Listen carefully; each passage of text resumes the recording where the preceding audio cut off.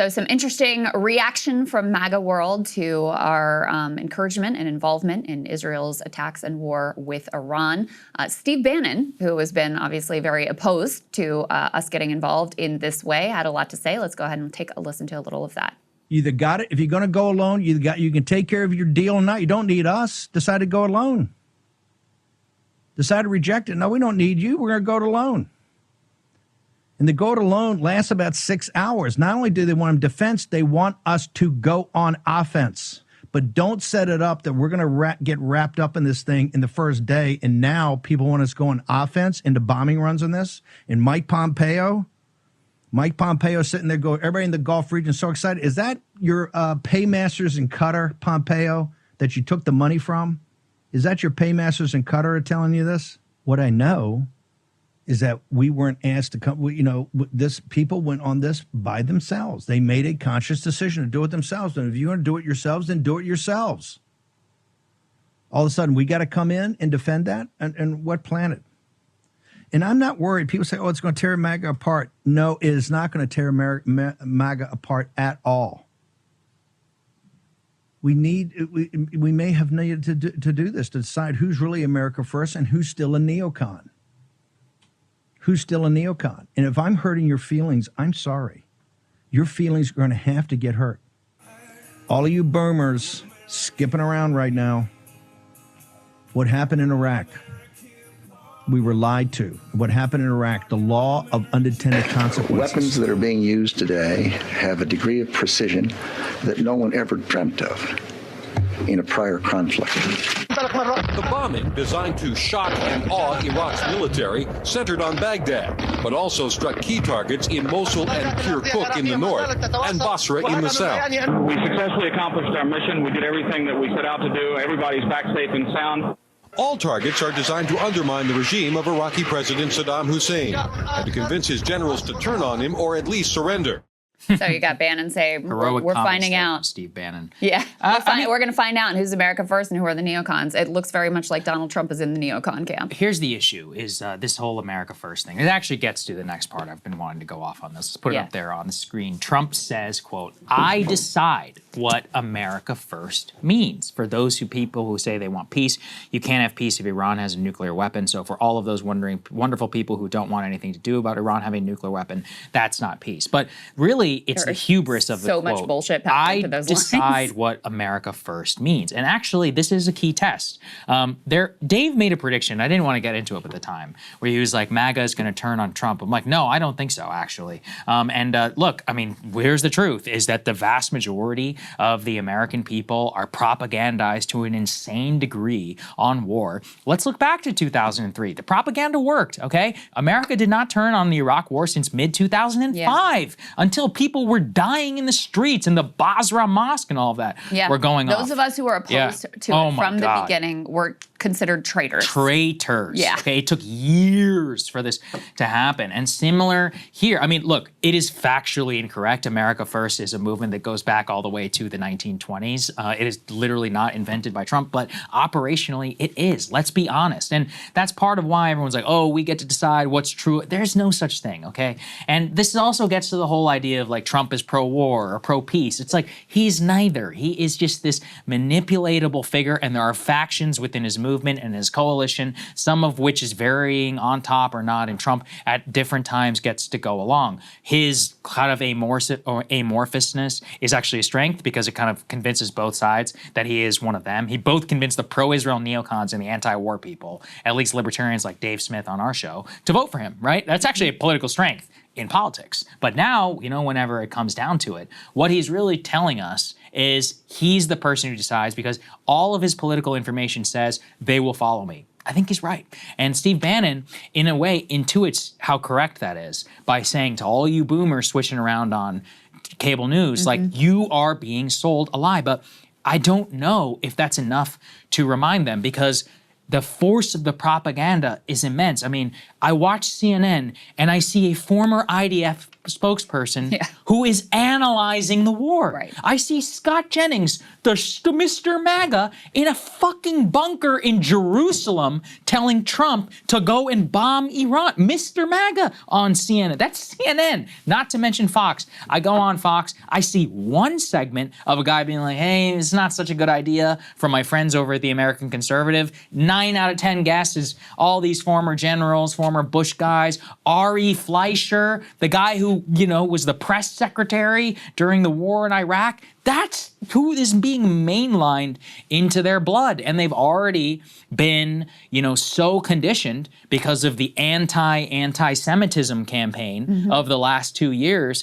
to be, you know, susceptible to all of these arguments. I mean, in retrospect, like anti-Semitism is the most successful neoconservative rehabilitation project of all time, all time, because they convince, you know, not only the United States government, they weaponize the Department of Justice and others to literally prosecute basically their political opponents and to go after, you know, abandon their principles of free speech. But now on war, right? Some of us saw it at the time, talked about it here a lot, but most people were very willing to go along with it. So, well, I don't know. Even you hear from Bannon, I mean, there's so much spin and cope from people like him who have been vocally opposed to a hot war with Iran, which again, let's be clear, we are in today. Like, we are there.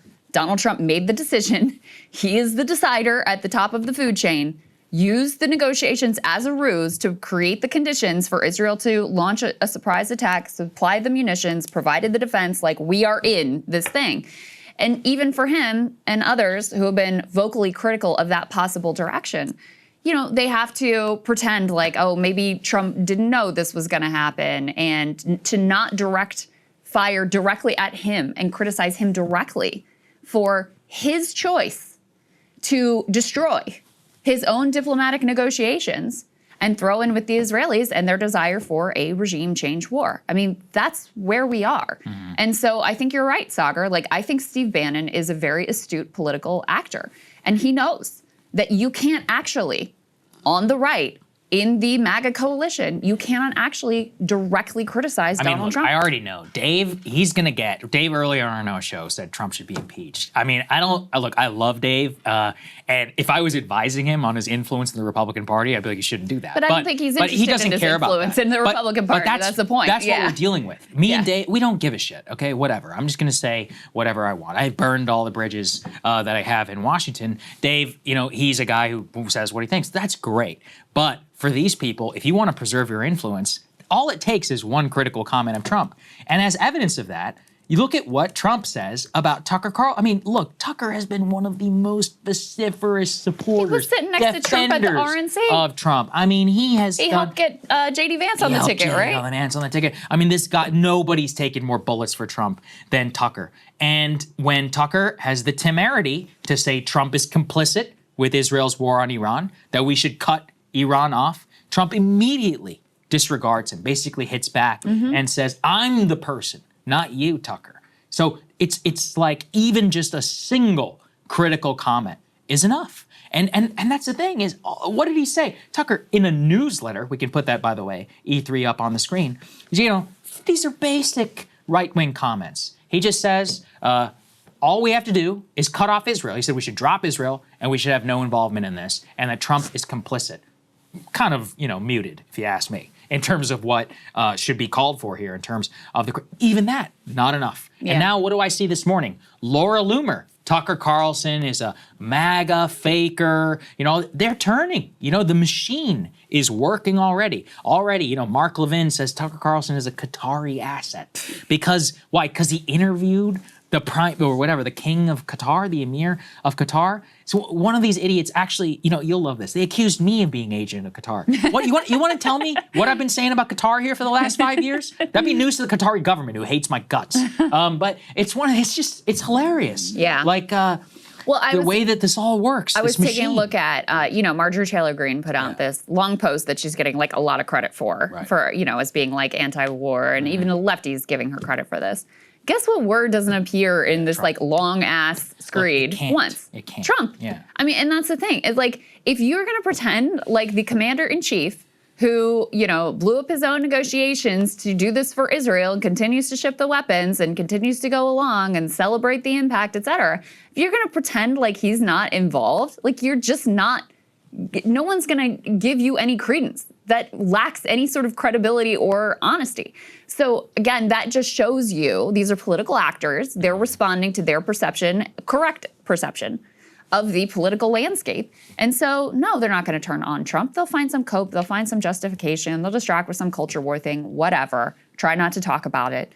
But I think, to go back to Dave saying that he thinks that Trump will lose his coalition over this. I mean, I do think there are some who were not Trump fans previously, who voted for him this time, who believed, in my opinion, foolishly, but listen, I'm not here to rub people's nose in it, that he would be this anti-war candidate, or at least would be better than the alternative. I think there's some percentage, and I think there's independents, especially, who fell into that camp. Yeah. Who, will drift away. We're about to show you Tim Dillon, who was, broadly supportive of Trump in this last election, and, he's being very critical at this point as well. So I'm not going to say there's no one that he will lose over this, but the broad Republican Party, they're going to be all about it. They're going to be pushing him to do more. We already see it. We already see Republican congressmen jumping in to say, now we need full regime change. And that's the way this works. Not to mention, the Democrats are being very quiet. There's only a handful who have said anything negative about this, so they're pathetic as well.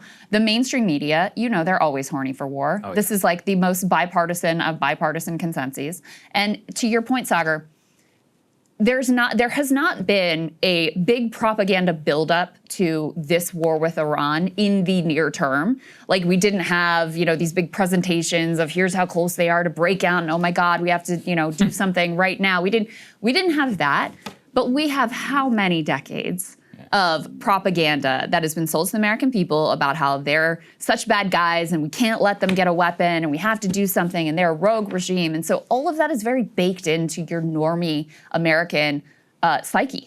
So I think especially in the early phases, when it feels very easy and mission accomplished, you're going to have some significant support. Certainly in the Republican Party, you're going to have very broad support, and you're going to have some support among the American population. I hate to say it. Americans love a winner, right? All right. After Ukraine, the Ukraine flags are still flying, in my neighborhood, and they never catch up with reality. I mean, this is just me lamenting, but it's the truth. I mean, just think and also, it may be true we haven't had 2 years of propaganda leading up to the war in Iraq. We have had 2 years of pro-Israel propaganda, across the entire Republican Party. So let's not forget that, right? It's been kind of ineffective, though.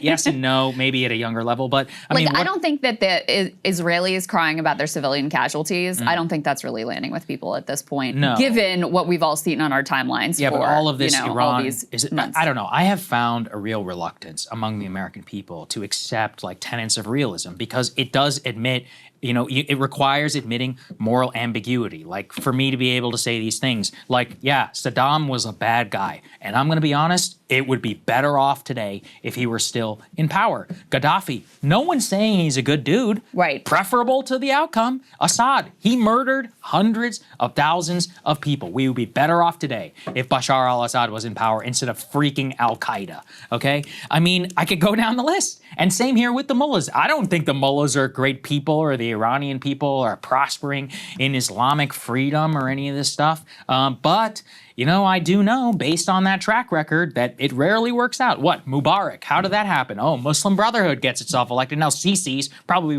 even more dictatorial than Mubarak ever was. I can go on forever in this list. And the point, even Putin, everyone's like, oh, what do you're a Putin lover? I'm like, no, Putin is disgusting. Their system of government is horrible.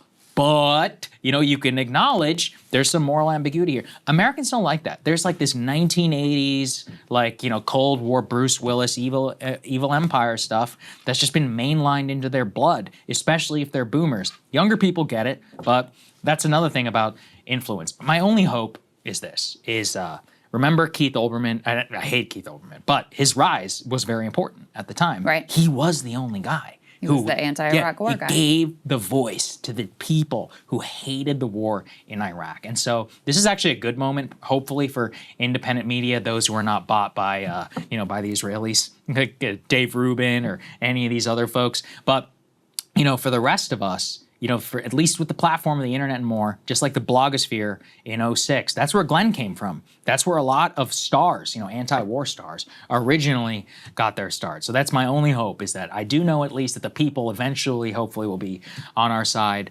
But in the interim, yeah, I think we're in for a dark time. And do I think MAGA is going to save? Absolutely not. The idea of some MAGA coalition taking the streets, no, it will never happen. I'm just telling you the truth. It will never happen. Yeah. There's no such thing. There may be some elite breakage and all of that, and that's part of why I'm pretty outspoken as well. Is look, I know the White House officials are just like me. They're all on Twitter all day.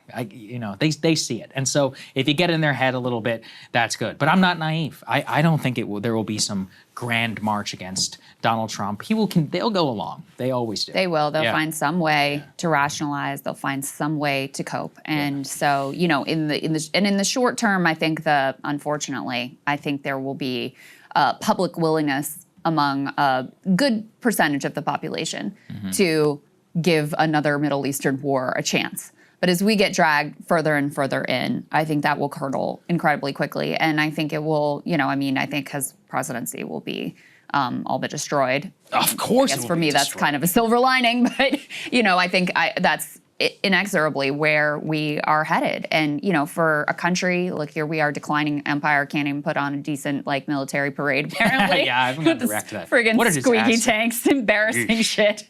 Not marching in formation. The North Koreans are doing a better job. It's humiliating. I was like, absolutely guys, what humiliating. are we doing here? Yeah, and the worst part, Saagar, sponsored by Coinbase. Yeah, I saw that. Sponsored by Palantir, Lockheed. So here we are, declining empire, in large part because of our previous Middle Eastern foreign, adventures. While the Chinese were building and creating prosperity for their country and researching, we were, wasting lives, money, lives and treasure and time. Bogged down in Iraq, bogged down in Afghanistan, still in some ways to this day.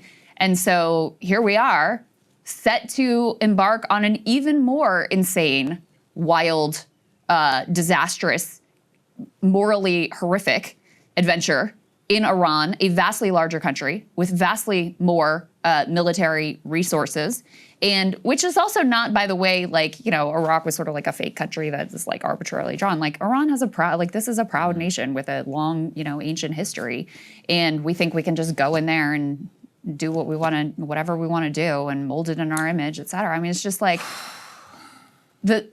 the scope of the disaster cannot possibly be, you can't wrap your head around it. The number of refugees, the number of deaths, the amount of money, the amount of military cost, all so that Bibi can get his way. And our president is such a fool that he went along with this rationale. Whatever was sold to him, he bought into it, and now here we are, and we're on this chain that it's hard to see how we walk away from. I really appreciate Dan coming on and getting his insights from inside the administration, and just he's been thinking about these issues for a long time. But the idea that the Iranians or anyone else is going to think that it's a good idea to negotiate with us at this point, it's a fantasy. We lied to their faces. And even going back to the original deal with Obama, if you're the Iranians and you're looking at it with a cold calculus at this point, you'd say we'd be better off if we didn't negotiate with them and we just pursued a nuclear weapon. We'd be in better condition today. Yeah, they're not the only country around the world who's going to observe that and learn, you can't deal with us. You can't. The tariffs are another example of that. We can't even tell these countries that we launched this trade war against what they could do in order to get the tariffs taken off of them. You can't work with us. You can't trust us. And that's a disaster for us. It's a disaster for, it's a disaster for the world, for hopes of peace and coexistence. And, but yeah, the cult of Trump being the emblem of America first, he's right about that. He has created it, so it is a cult of personality, and it means what he says it means, and the vast majority of Republicans are going to find some way to rationalize and go along with it, whatever it is. Absolutely. You're absolutely right. Okay, let's get to Tim Dillon. Hey, if you like that video, hit the like button or leave a comment below. It really helps get the show to more people. And if you'd like to get the full show, ad-free, and in your inbox every morning, you can sign up at breakingpoints.com. That's right. Get the full show, help support the future of independent media at breakingpoints.com.